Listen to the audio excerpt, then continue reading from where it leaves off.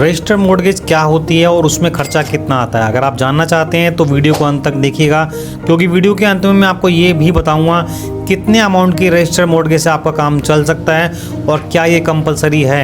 Registered mortgage जैसे कि नाम से ही मालूम हो रहा है कि मॉर्गेज को रजिस्टर्ड करना, यानी कि जो आपने लोन लिया मॉर्गेज उसको रजिस्टर्ड करना। कहाँ पर? रजिस्ट्रार कार्यालय में जाकर आपको रजिस्ट्रार ऑफिस में जाना होता है, जिसके लिए आपको अपॉइंटमेंट पहले से लेनी होती है।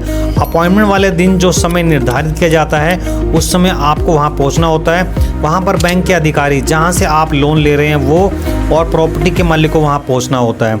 रजिस्टर्ड मॉर्गेज के प्रोसेस को फॉलो करना होता है, जिसमें आपका मॉर्गेज यानी कि जो आप प्रॉपर्टी के अगेंस्ट आपने लोन लिया उसको रजिस्टर्ड किया जाता है।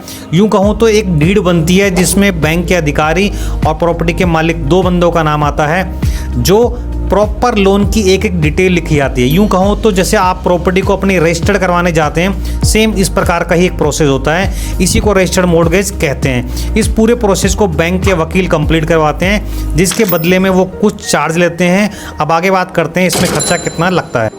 रजिस्टर्ड मॉर्गेज के दो प्रकार के खर्चे हो सकते हैं। पहला, जो भी वकील इस काम को करवाएगा वो कुछ अपनी फीस लेगा। अधिकतर ये काम बैंक के ऑथोराइज पैनल के वकील ये काम करवाते हैं, तो उनकी फ़ीस थोड़ी सी अधिक हो सकती है।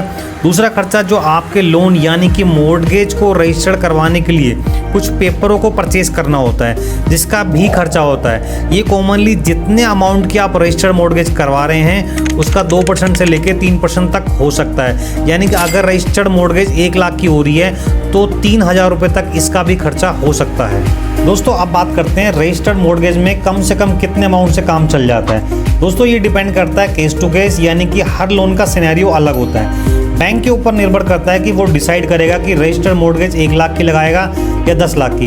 जैसे कि मान लेते हैं कि किसी ने मॉर्गेज लोन यानी प्रॉपर्टी अगेंस्ट लोन लिया 50 लाख रुपए का, और बैंक को लगता है कि उस लोन में मॉर्गेज यानी कि हम RM की बात करें, रजिस्टर्ड मॉर्गेज 1 लाख की होगी या 10 लाख की होगी या 50 लाख तक की भी हो सकती है। लेकिन क्योंकि बैंक या NBFC कंपनी का RM लगवाने का मकसद अपने लोन को अधिक सुरक्षित करना होता है, इसलिए अगर बैंक के अधिकारी को लगे कि कम से कम में भी काम चल जाएगा तो वो कम से कम में भी RM लगवा के काम चला लेते हैं। लेकिन अगर उनको लगता है कि सिक्योरिटी रीजन से इनकी RM जो है पूरे अमाउंट के ऊपर करनी चाहिए, पूरा मतलब अगर आप 50 लाख रुपए का प्रॉपर्टी अगेंस्ट लोन ले रहे हैं तो उस सूरत के अंदर 50 लाख रुपए तक की RM का खर्चा आपके ऊपर लगेगा और बैंक सिक्योरिटी पर्पज से उतने अमाउंट की RM करवा सकता है। दोस्तों अब बात करेंगे कि क्या ये कंपलसरी है या नहीं, पर उससे पहले अगर आपको इस बारे में कुछ पूछना हो तो मुझे कमेंट करें, और अगर ये वीडियो की जानकारी आपको अच्छी लगी हो तो वीडियो को लाइक और शेयर जरूर करें।